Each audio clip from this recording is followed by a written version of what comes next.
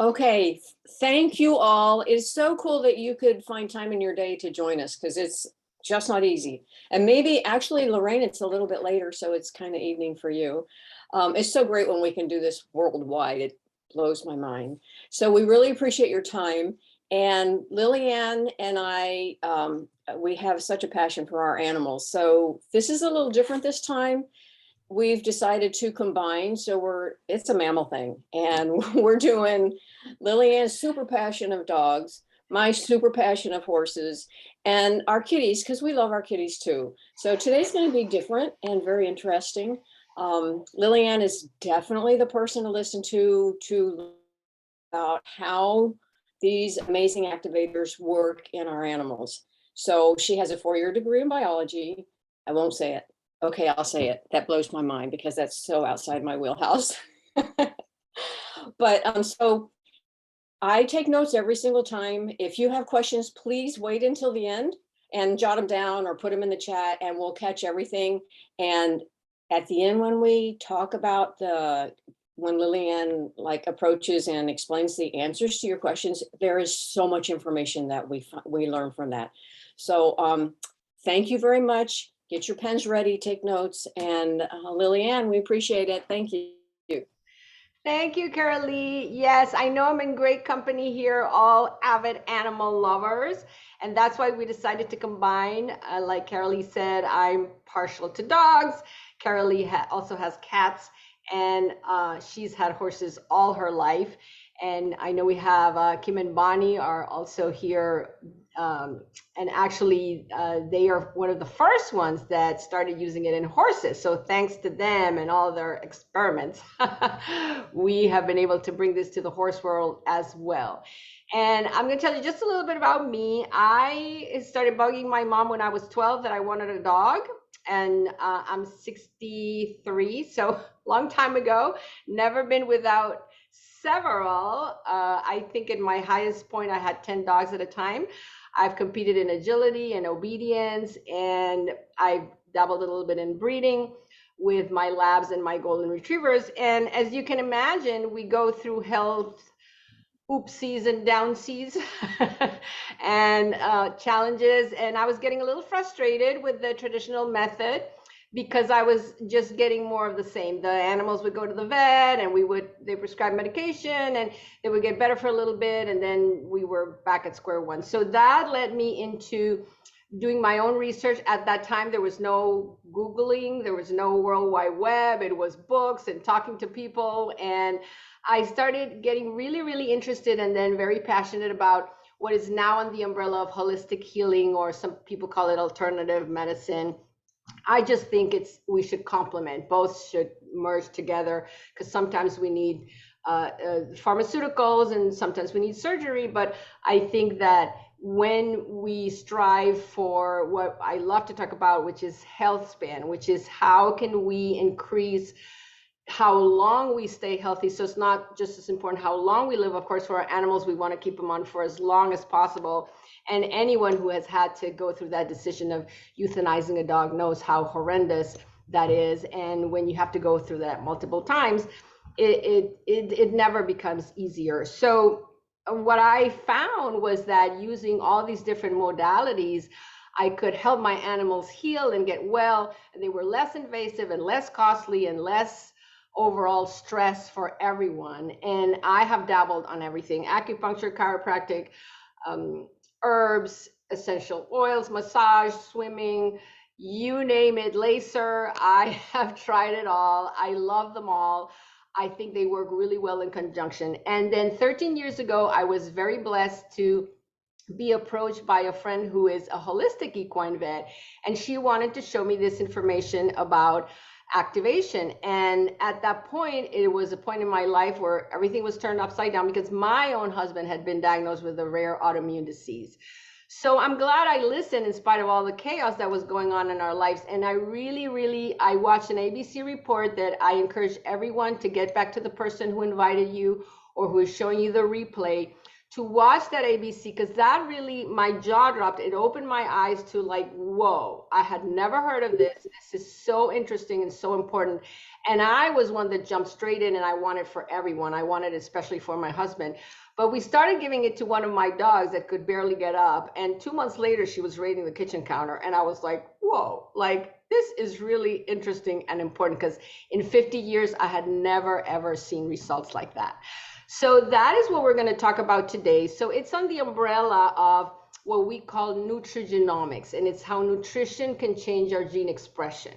And it sounds a little far out and science fiction, but it's here. It's here. It has years and years and years of research and studies. It's just that what happens is that there's a lag between what is happening in the lab and for those studies to come out and to be known by practitioners and doctors and healthcare professionals that can then put it into practice for their patients. And that is exactly what is happening with this nutrigenomics idea, is that most vets and doctors have absolutely no clue. They have never heard about genetic activation. It's something that is now being taught in school. And it's actually the patients that are bringing it up and saying, hey, look at this, I want to take this. I want to give this to my dog or my horse or my cat, or sometimes as a last resort, sadly. So I'm going to share my screen. So Carolee, give me a thumbs up. Okay, here we go. So today we're going to be talking for cats, horses, and dogs.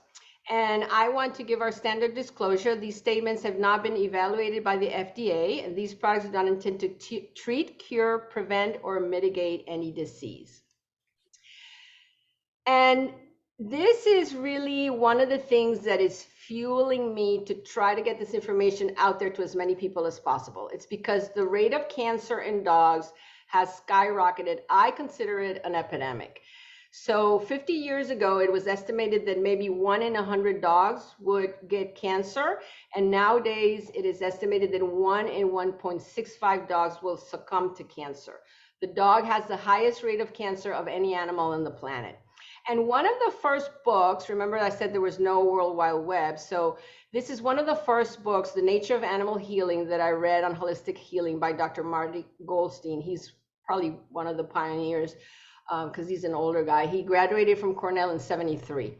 And he said approximately 1 out of 10 dogs had cancer, and it was a disease of the old. So if they saw a dog that had something weird or a lump, they never considered cancer as a first diagnosis. And he says now they commonly see dogs under 18 months old with terminal cancer. This is a book that's probably one of the newest books. It came out last year, The Forever Dog, by Rodney Habib and Karen Becker. Rodney Habib is the producer of this series, The Truth About Canine Pet Cancer. And it's a documentary where they went all over the US and they interviewed, I think, like 8 or 9 holistic veterinarians on the topic of cancer. Like, why are these statistics so horrific? And dogs have 30 times more skin cancer than people, 4 times more breast tumors, and 8 times more bone cancer, and twice the incidence of leukemia. And this is another book, Canine Nutrigenomics, which is the new science of feeding your dog for optimum health. So this is the nutrition component, right? Nutrition and affecting health. And I love what she says, because we get approached, and Carolee and I on Facebook every single day, we see people with these just horrific stories about their animals getting sick and not getting well. And she says, you have more influence over your dog's health than you ever imagined, even when it comes to the most serious health conditions. So please don't give up. So I love that. And we will show you some stories that we have of exactly that, not giving up. So this in a nutshell, I'm sure most of you are familiar with this or understand this to be true. Dogs and cats are exposed to a massive amount of environmental toxins. It starts with the food we eat, the water. We're now exposed to, this Wi-Fi all the time. They say now that the indoors is actually more toxic than outdoors, our indoor environment, because of all the fumes that the fabrics emit, and the rugs, and the fumes in the paint, and the cleaning products. You should not use at all any of those the scented candles or those air fresheners or these little plugins. Though remember the dogs. So this is the same for dogs and cats. They have a much smaller volume, okay, than we do. They're exposed to the same amount of toxins in a smaller body. Plus, they walk barefoot, they lick their fur. Cats constantly are licking themselves, right? So uh, these toxins are immediately getting absorbed into the body way more. We use protective clothing, we use shoes, we take showers every day. These are things that are not available for our animals. And then of course all the flea and tick collars. I just recently saw someone post, and I'm going to verify to see if it's true, that the Environmental Protection Agency has issued like a warning on some of these flea and tick collars because of so many reports of adverse neurological effects. And then, of course, there's all the vaccinations and the drugs and the antibiotics. And for people living in big cities, Carol Lee and Kim and Bonnie and I were very lucky. We live in Ocala. It's like farm country, farms. We go out and we step out into the sunshine and the air is clean. But for people that are walking the dogs in cities or that live near close to big highways, the constant exposure, the quality of the air is way much lower. So this is the same for both dogs and cats. Most cats are not even allowed outdoors nowadays. So the same is so slightly different, but they share some of the same things for the horses, right? With all the antibiotics and the medication. They get dewormed very often, the stuff that we put on for the fly spray, and then they are outside. So environment, extreme hot, extreme cold, the snow, all of that is a shock to their systems. Horses that are competitively for whatever discipline they do, it's a very high stress. They are stalled in close confinements. The air is kind of like stuffy in there. Transportation stresses them out, and then the food they eat, just like with the dogs. I want to touch a little bit on this because it's the topic that I love to hate, which is glyphosate. Glyphosate is sprayed on all the GMO crops, which are genetically modified organisms that are modified so that they can spray that herbicide and then they will survive and thrive, but all the weeds around it will die. And that is very convenient for the farmer and when they're harvesting the crops and all that. But the problem is that that stays in the feed.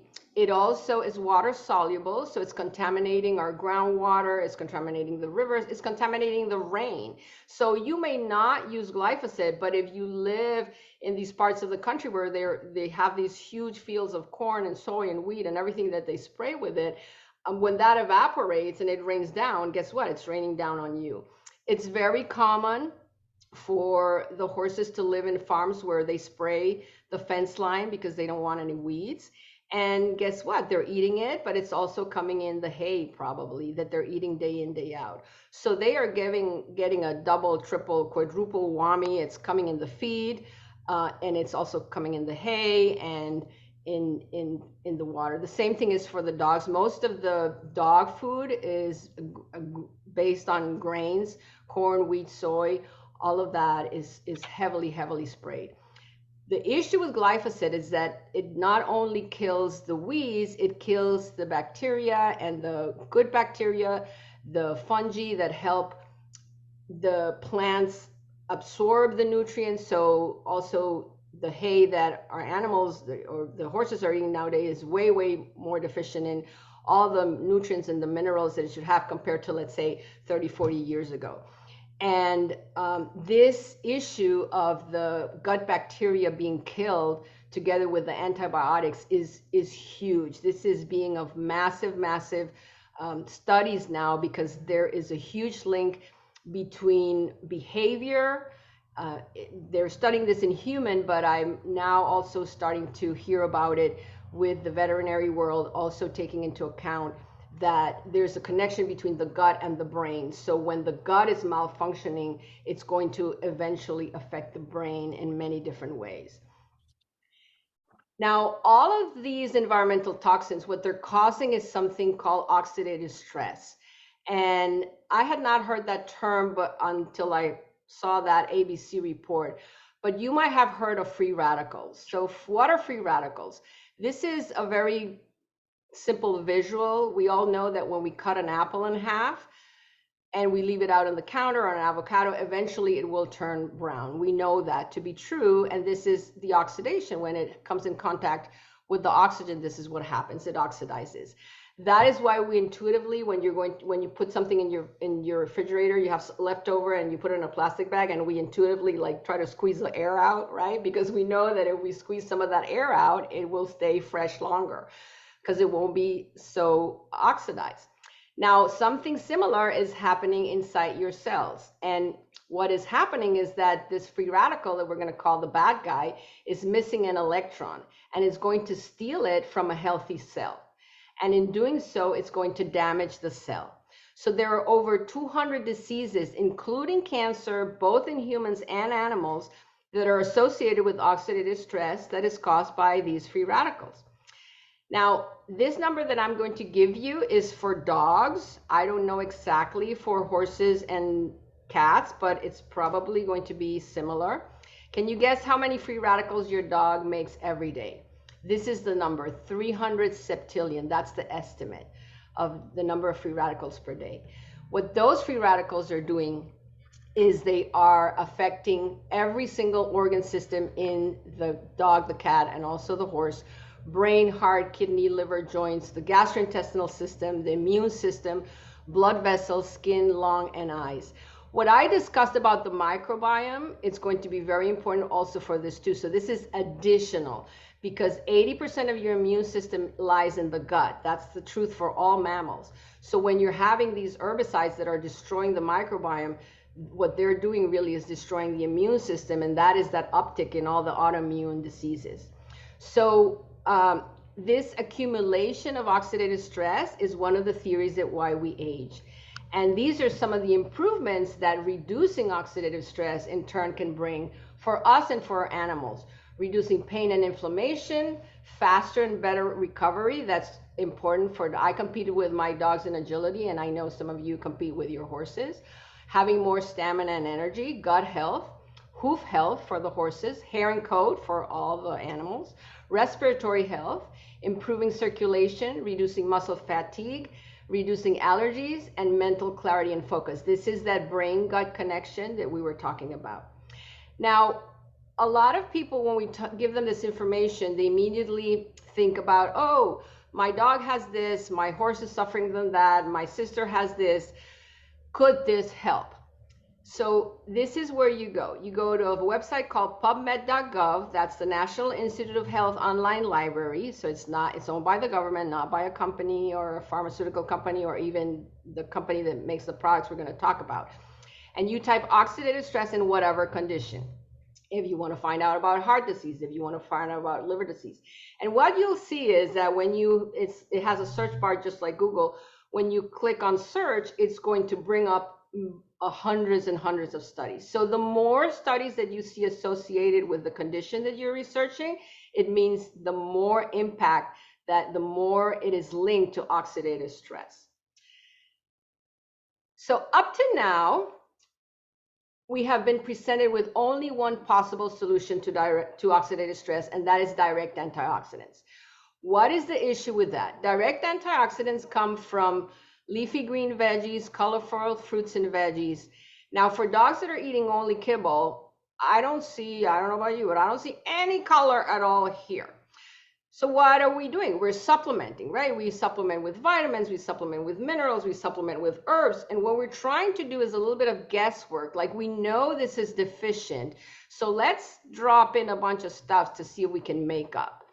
The problem with that is that direct antioxidants, both from food and from vitamins and supplements, antioxidant supplements, is that they work on a one-to-one approach. What that means is one molecule of an antioxidant, where from a blueberry or from one of these pills, will neutralize one free radicals, and then both will be done. Now, there's a different approach. So look at this. So we have the antioxidant, what it's doing is the good guy is giving its electron to the bad guy to keep him quiet. Like, calm down, don't destroy me here. I'm going to give you mine and you be cool. But can you see that with this number, this 300 septillion, how this one-to-one approach would maybe knock off one of these zeros? So let's look at a much better way. And this is where nutrigenomics comes in. How nutrients can affect your DNA. What they have discovered is that virtually every gene has some direct or indirect relationship with nutrition. We really, really are what we eat. It turns out that genes can be turned on or off. And this is a new field called epigenetics. If you like science like I do, you can do a little bit more research on that. But think of it as like, this is your DNA, and we can turn on certain sections or we can turn them off. What they have discovered is that there's certain nutrients that give a signal or give an instruction to turn on the DNA so that your own cells get activated and make more antioxidant. But it's not just antioxidant, it's antioxidant enzymes. So it's just going to make a bunch of good guys. There are two pathways. So there's hundreds of pathways, of course, in our body, but we're going to be focusing on these two that are key and super important.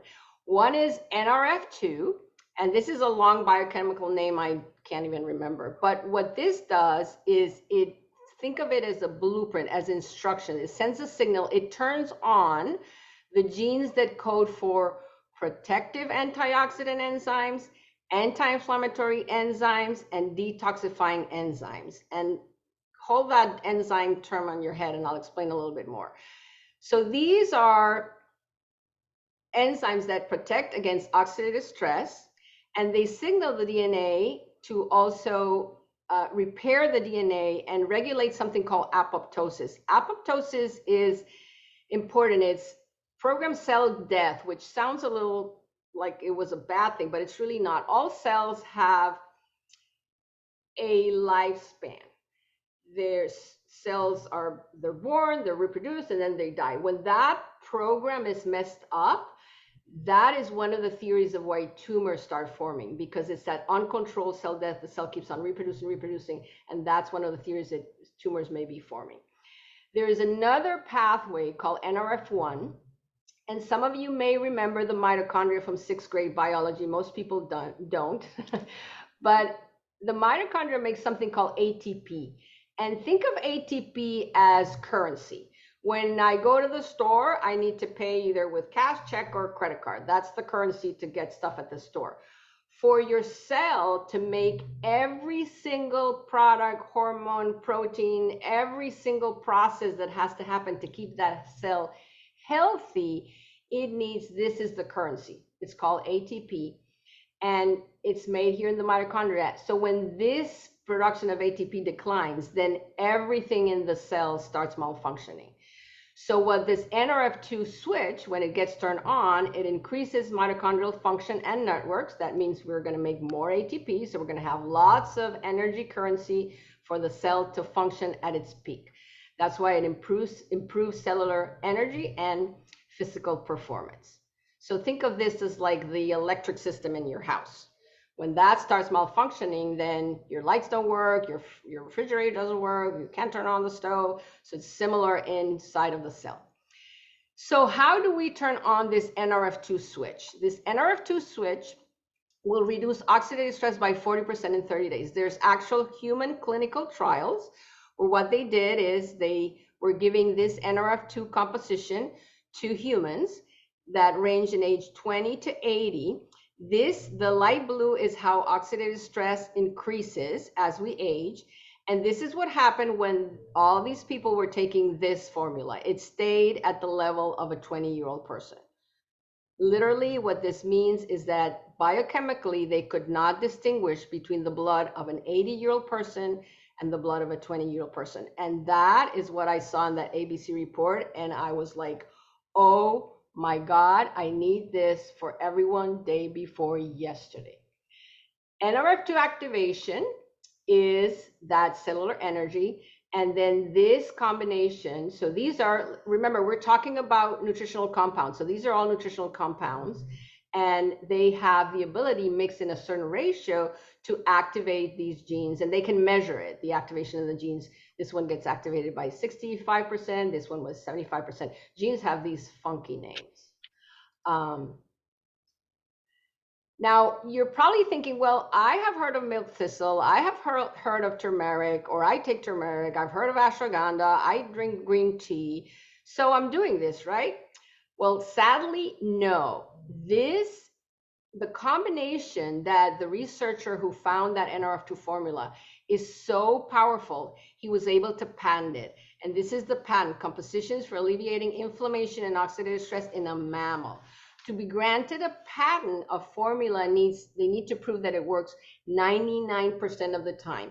And sometimes I read these studies and I laugh because they're studies and they go, in 18 healthy individuals, we did blah, blah, blah. I'm like, really, 18 people? Or we did this in 23 dogs. And I go, that's a huge sample. And in fact, in one of the books that I'm going to mention, they were testing for a new chemotherapy drug, and it was approved because it could reduce the tumor growth for 18 days. And I go like, wow, I think if I had a tumor growing, I would like for it to be reduced for more than 18 days. So that was the criteria for it to be approved. So just know that 99% is a really, really, really big bar to get this patent. So what they discovered is that particular formula is 18 times more effective. That's the synergy. So though the combination of those 5 ingredients in that ratio, which is this product protein NRF2, was 18 times more powerful. And you can see that this is a particular for an enzyme called glutathione. And you see that ashwagandha raises it a tiny bit, bacopa actually is negative, green tea is negative, milk thistle a little bit more, and turmeric. But if you ask me, do you want this or this? I go with this anytime, right? Now, remember I talked about the term enzyme. What is an enzyme? An enzyme is something that enables a reaction in the body to happen. So it's like if you're making a cake and you don't put in the eggs, guess what? You're not going to have cake. So the enzyme is a little bit like that. It's like an intermediate step that if you miss that step, then the magic doesn't happen. So your enzymes are so effective that one of your body's enzymes can neutralize 1 million free radicals. So what this is doing is it's really creating a dent into this humongous number that they have here. And the other difference with the antioxidants is that enzymes recycle themselves. So it's not the one and done, is they can work for several days, and it's every second of the day. In particular with glutathione, the benefits of glutathione are amazing. They'll increase energy, slow down the aging, reduce muscle and joint discomfort, strengthen the immune system, detoxify liver, improves mental health, improves quality of sleep, reduces effects of stress, improves the skin and athletic performance and recovery. I know in dogs in particular, I think skin is the #1 reason why skin issues, why dogs go to the vet. And they all get labeled as, oh, he has allergies. And then they give them a bunch of antihistamines, and then that even depresses the immune system even more. And there's a cycle of never, ever getting well again. This is a graph on how glutathione levels go down as we age. And this is how oxidative stress goes up. So can you see that now we're getting attacked on 2 fronts? We not only have more oxidative stress, we have less of the enzymes that can help our body combat it. And that is why this is so important. Another important aspect of glutathione, remember that glyphosate? Glutathione is the only enzyme that binds to glyphosate. So think of glutathione as like that sticky flight paper. So all the bad things, all the toxins stick to it, and then the body is able to get them out. So it removes heavy metals from the bloodstream, which is extremely important. Now, this is my friend. I've been doing a lot of study about the mitochondria because I had totally forgotten about it when I went to school. And here we see mitochondria is the powerhouse of the cell. This is from a researcher that is doing all this reviewing the literature on the importance or relation between mitochondria and cancer.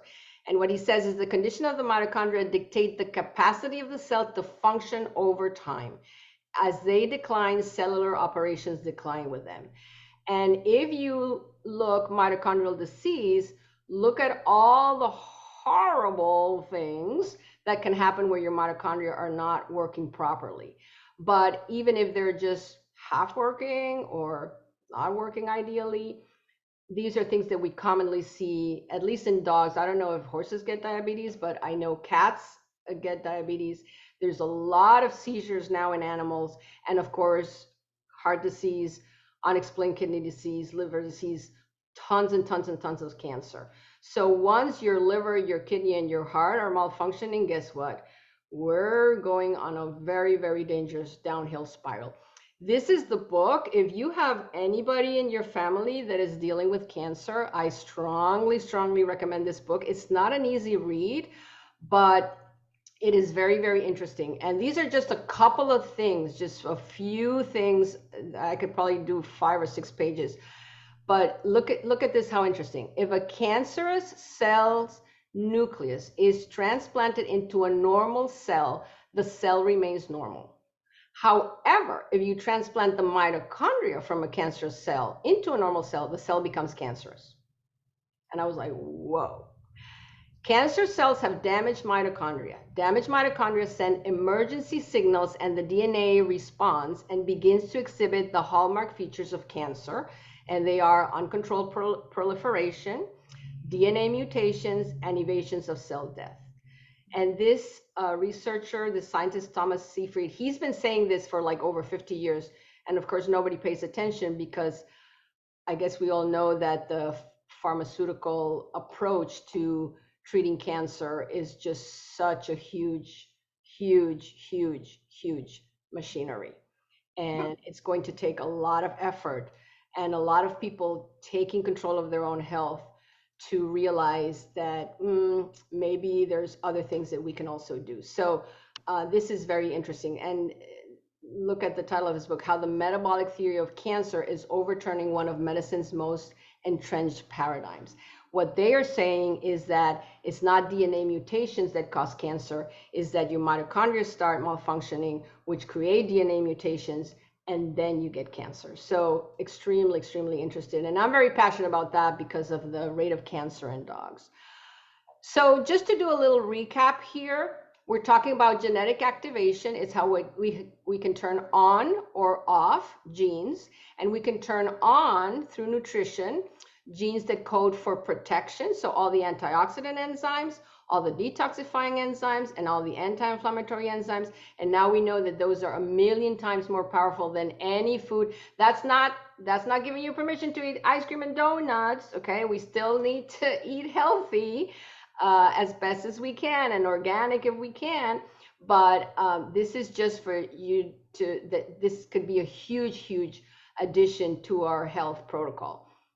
And then NRF1 for healthy mitochondria, that will give us more energy and vitality because it's the energy in the cell.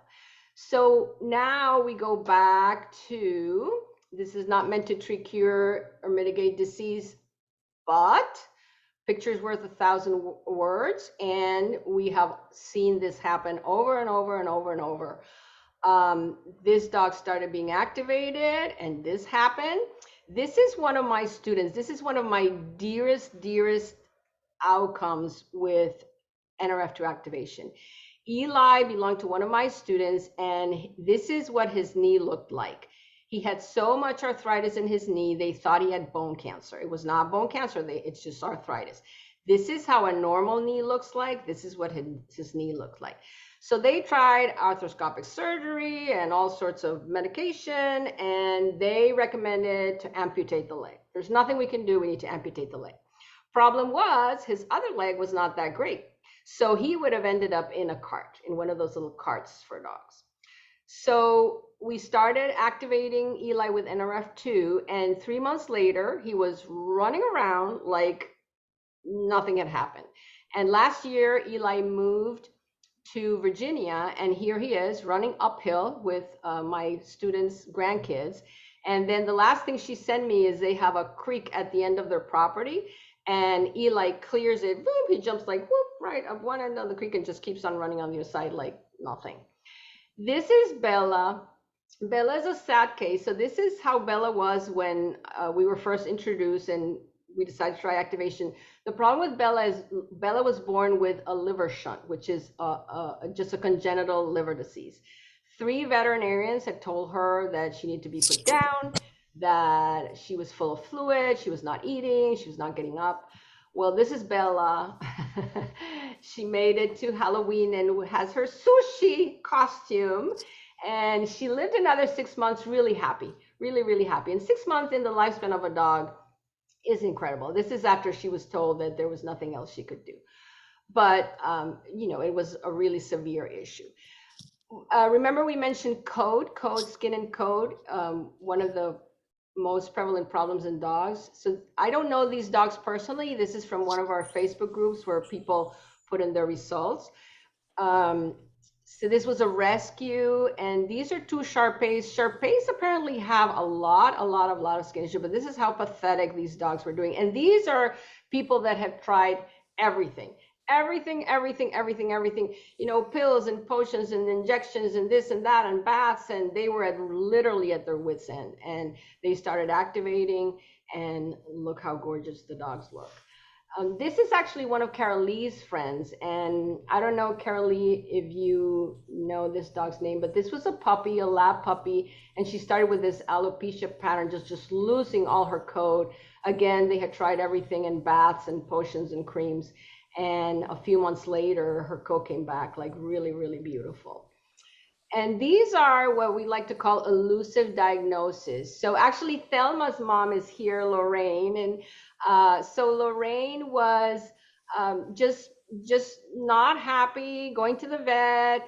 They couldn't put a finger down on what was happening. She was prescribed antibiotics and other things, and nothing would help. And then Carolee and Lorraine met online, and Lorraine was open, and happily she gave we started Thelma on NRF2, and look how gorgeous she looks. And she had a little dip a few months ago, but she bounced back way faster. It was not as bad as this. So it's very important, and that also speaks to me volumes about starting our dogs early. We'll talk a little bit about that. This is another fabulous case that we had. This is Walter. Walter, again, was told by 3 vets that he needed to be put down. His kidneys had shut down. He had not been eating or drinking for over a week, and this is how he looked. That's all he did, lay on the kitchen floor, literally just skin and bones. Started activating. This dog had such a quick turnaround. I think it's not the normal. And this is Walter. We met Walter about 2 months ago, and he was running around and playing, and everything is back to normal. And again, he was literally on death's door.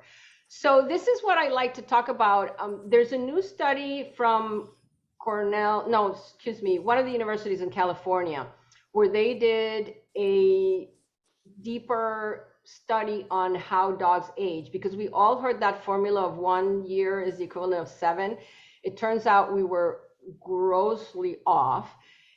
Dogs age exponentially during their first years of life. So you can see here at 1 year, your dog is equivalent of a 30-year-old. At 4 years, they're the equivalent of a 52, 53-year-old.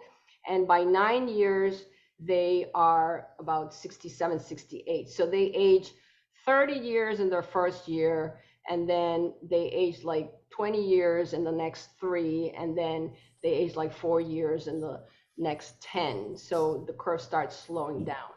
But what I believe is this points out to the importance of prevention, of starting our dogs early. Both Carolee and I have the same holistic vet. And when we took our puppies, that will be 5 in November, so they will be almost 60. When they went for their 4 months checkup and the vaccines and all that, she said, you already have them. She's also a distributor. She says, you already have them on NRF2. And we're like, no, they're puppies. And she's like, no, start them right away. We want to prevent. And we immediately did. And I'm really happy I did now because that study came out, I think, 2 years ago. So I'm really happy I did that. These are all dogs that we know. These are my students that were having, these are performance dogs, agility dogs, and they were having just kind of, I could only describe it like with him like an anxiety attack. And he would just stop working, go back in the car. When he was at a dog show, if there was a noise or something, he would put his tail down, couldn't get him out of the crate. And we started him on activation, and a few weeks later, he was winning Group 1 at a show. And Saya was a rescue. She was deathly afraid of kids, and she would bark nonstop when she was at a trial. And this causes anxiety for the owner as well, because you're thinking of this dog that's inhaling air, barking, barking, barking, barking, and just making himself like into a frenzy. So when you go out to show, they're really not in the mindset to perform. And this is Emma. Emma passed away last year, but I love this because Emma started activating when she was pretty young. I don't remember exactly how old she was, but probably like around 3 or 4 maybe. And these pictures span, I think it's 8 years of her agility career. And you cannot tell which one is which, right? Look at she's jumping exactly the same height as 4 years old, and she was, I think the last picture we took, she was 13. So this to me speaks volume to keeping them healthy, right? And this is Carolee's little baby, Lacey. That's how actually Carolee got introduced to activation, because Lacey was having really bad shoulder issues, and Carolee had tried everything in the book, and injections and exercise, massage, you name it. And then after activating, Lacey was racing her back to the barn, Carolee in her golf cart, full speed, and Lacey behind. And so I call this the senior section, because these guys are 15 and 16, and they were started later in life, but they now can go for long walks, and they're behaving like they were at least 4 or 5 years younger. So that is just great. So I think now we go into the horse section. Oh no, the kitties. So this is Nega, is a rescue, and she's in Brazil, believe it or not. We sent activation to Brazil, and when my friend Ike found Nega, her leg had broken. So you see how this is the pad, and she was stepping on this side. So this is how she found her. A huge callus had formed, and they had done several surgeries, and I think they even attempted a graft, and nothing worked. And the vet again said, oh, we're going to have to amputate the leg. And we were able to get some Protandim down to Nega in Brazil, and it started transforming until it became this. So unbelievable. This is Harley. Harley is from one of our Facebook groups, and Harley was losing weight and losing his hair, and his blood sugar values were skyrocketing. And again, he started activating, and this is him a few months later. He got all his coat back, his blood sugar levels came down, and he's just happy, happy cat. And Hemi is 11 years old, and he was slowing down, and they first couldn't find out anything wrong, and then they did another blood test later on, and they decided his kidney values were not as great. So they started activating, and lo and behold, Hemi is like a brand new cat. And this is a weird cat here. She's really a hedgehog. The reason she's there is because another person, Vivian, that we met on Facebook, posted about Elle. This is not Elle. This is just a huge hedgehog, because Vivian did hedgehog rescue, which is something I didn't know existed. But people keep them as pets, and then, of course, they started having health issues. And the exotic vet costs $250 a consult. So, of course, a rescue cannot afford that. So Vivian reached out to me. No, I reached out to Vivian and said, hey, if I send you some NRF2, would you try it? And she says, yeah, I'll try anything, because I can't afford the vet. And Elle was losing her quills. All her nose was like pink, and her belly. And she started getting better and was adopted out. And we don't have good pictures of Elle because it's really hard to take pictures of a prickly hedgehog. But I love this story too, because I do think what we have is so precious. Unbeknownst to me, because we only talked about Elle, was that Vivian was having lots of really, really challenging health issues. And after she saw Elle's recovery, she was like, hey, do you think this would help me? And she tried it, and Vivian's transformation has been unbelievable. So I have this feeling that sometimes animals come to us to lead us to something else. And I've seen that so many times with some of my own students, where I reach out to the animal or I reach out to offer this for the animal, and then it turns out that the caregivers needed it even more. And we've had some stories that will get you crying. But anyway, here's Carolee's babies. Okay, thanks, Lillian. I just love our stories. Thank you. So the top one is a horse that had a skin condition, and horse people kind of know about these. They are really hard to, so was the second one, actually. It's just on the eye. One's under the belly, one's on the eye. So they're really hard to treat. If you're lucky enough to get rid of them, they generally grow back. Well, when you start activating, they actually, and I wish we had that picture because Kim and Bonnie have one, they actually fall off and they stay off.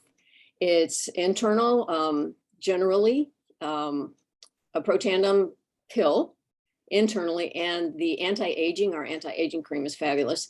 On the outside, twice a day, and you have something that works. It works well, it's painless, it actually is soothing, and it worked forever. And then the next one is an older horse. They couldn't get the condition, couldn't get him in condition. His coat was horrible, and a short time on the little yellow pill, and look at the glorious horse. And that's December. And usually in the wintertime, your horses don't get more beautiful, but in this case he did. And the same with the horse with the mane they couldn't get to grow in. Activate, it activates everything. It activates every cell. And that's what you have. It's amazing. It's easy and it's inexpensive. And then horse people kind of know horses can get in trouble any place, and they can kind of hurt any area of their body. Well, the horse on the top left there, that dark horse, had practically snatched its nostril off, the lower part of its nostril. And they simply treated that horse with the anti-aging cream for several days, and it healed up so much. That's a black horse. You can't even see the scar. That's phenomenal. Again, it feels good. The horse doesn't hate you for treating him, and it works. And then, oh, the top one is my own paint horse. He had gotten kicked in the chest, and then I had to take him somewhere where the flies were really bad, and I just couldn't get control of it. We were at a clinic, and it became proud. Oh my gosh, the treatments they told me to do. Oh my gosh, they were horrible. It was deworm weekly. It was just crazy. So what I do? I brought him home where I could control the flies, and I started putting anti-aging on him. This horse is NRF2 activated internally twice a day for his entire life. He will be. And look what happened. That was in, probably 10 days, gone. I mean, that kind of issue, everybody tells you is impossible. It's the weirdest painful treatments. Anyhow, anti-aging did the job. And this next horse, as we know, horses can do some crazy, crazy things. This horse got hung up in something. Of course, we generally don't know what they get into. And this horse was treated internally twice a day, NRF2. I don't remember the time frame, but that horse became sound. That injury healed up so well. That horse is sound. This is just amazing what is real. This is real. Oh, and then the horse that's getting her feet done, that's an illustration of how calm a horse should be.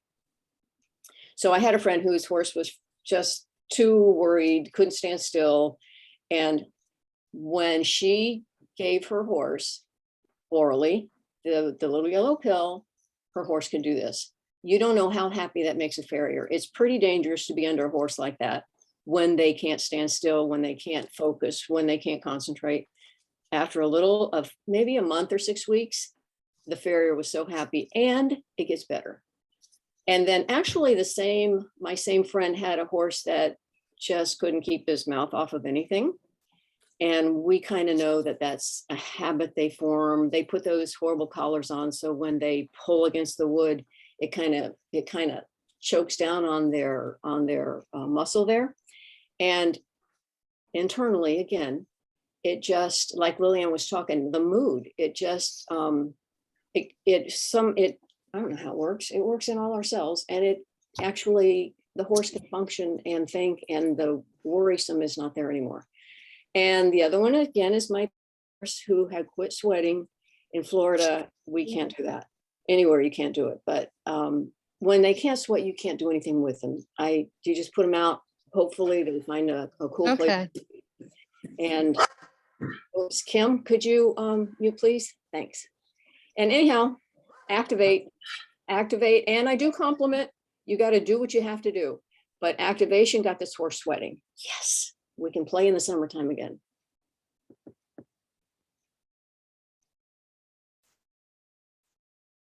Oh, again, the top one's another one of my horses. He was running through the field. I watched it, was running and having the time of his life.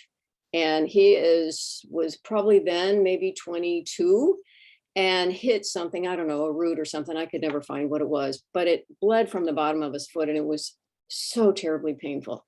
I did everything the vet said. We soaked. My horse hated me. He had to be kept in a stall. I did everything he said, and I could not get this horse sound. I'd think he was sound, and a couple of days later, he couldn't walk. I mean, he was three-legged lame. Finally, in fact, it might have been a little longer, because when I got the NRF2, I started giving it to him. He is pasture sound, and he's not younger. He's 26 now. He's pasture sound. He is sound 24/7, 365 days out of the year. That's in the rain, after he's been trimmed, after he's run around some, he stays sound. That is, oh my gosh, it's such a blessing. And the other, occasionally, that bottom horse is in such pain, that is so painful. But we've had success using, when their body is able to reduce oxidative stress, which really reduces inflammation dramatically, they can become sound and usable. So just reducing the inflammation in the body is so helpful for so many things.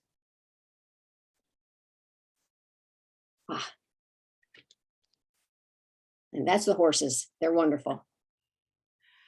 So like we said, all mammals, we all have the same oxidative stress because we have to eat food and we breathe air, and that causes the oxidation inside the cells. So just remember that if your animal breathes and eats food and is a mammal, and you can go to PubMed and check whatever issue it is, and if you find there's a correlation with oxidative stress, this will probably do amazing things like those stories that we just showed you. So we want to encourage everyone who listens to this to get back with the person who invited you or who sent you the replay.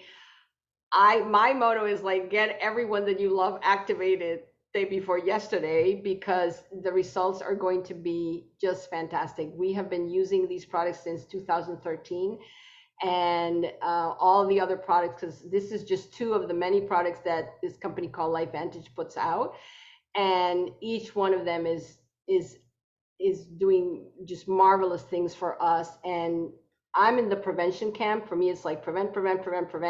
I want my dogs to live as long as possible without any issues. One of the things that Carolee mentions, and it touches me, is when she says, like, my horse doesn't hate me, your horse doesn't hate you for it.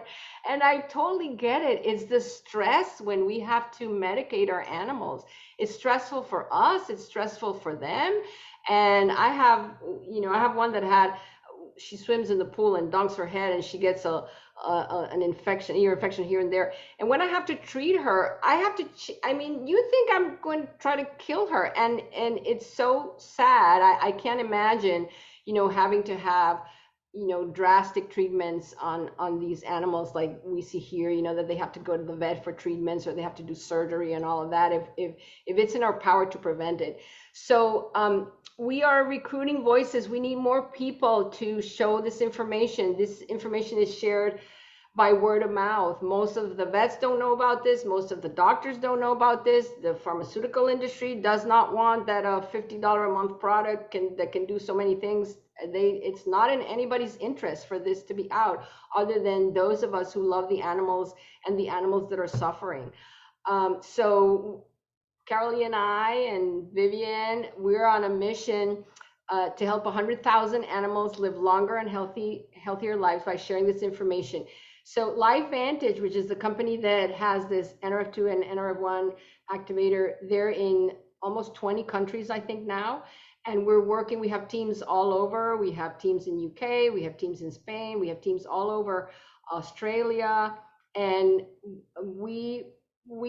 I say women, it's not that we don't want men, but it looks like a lot of the caregivers, both in the human and in the animal world, a lot of them are women. And in this stressful times and the pandemic and things that are happening, I think creating an additional source of income is really, really smart. And in our particular case, what happened was when my husband got sick, he was told that he could not work in 2 years. And thanks to these products, it wasn't the case. But what if, right? What if he would have not recovered? So for us, I wish I would have had what I have built now with this company. We had also very little put away for retirement. So however you want to see it, if it's just out of the goodness of your heart that you just want to share, or if you think that having an extra income is helpful or smart, then get back with the person who invited you, and also take a look about the business side of this. We don't touch on it a lot because it would be like 2 hours and we don't want to take so much of your time. But just know that this is an online business and we do events like this to help everybody be successful. And my last call to action is this one. This is what motivates me. How many more Elis are out there waiting for someone like us, so that he doesn't have to have his leg taken from him, and he's living so happy. I think I have to change this slide. I think it's now going on 5 years, happening on all his legs. So I want to thank everyone that joined us, and please get back to the person who invited you or showed you the replay. Get all your questions answered. If you have questions about dosage or how much to give or which product to use, because Carolee also mentioned about the NRF2. There's NRF2 in the form of a hand cream and in the form of a body cream. And we also use those on animals. They're not toxic. They're great. I also use them. But get everyone activated and then join our team. So thank you. Carolee, back to you to close. Thank you. I did want to mention something else I had forgotten, but you just reminded me. Take your products, for those of us that have them, take your products to the barn because I use daily my hand cream all over the little, a new kick, a new whatever, rub or whatever, all the time. And it works so well. And it's like so inexpensive compared to anything you can get at the store, at the feed store, the tack shop. So thank you all. We really do appreciate your time. We definitely want to answer any questions that you have. And please get back to whomever told you about this. And it's exciting. This is a wonderful group of people we work with. The company's fantastic, and we have just great products that work. It works in your body, and you can function like you can't believe. Believe me, I can tell you from experience. So thank you again for coming.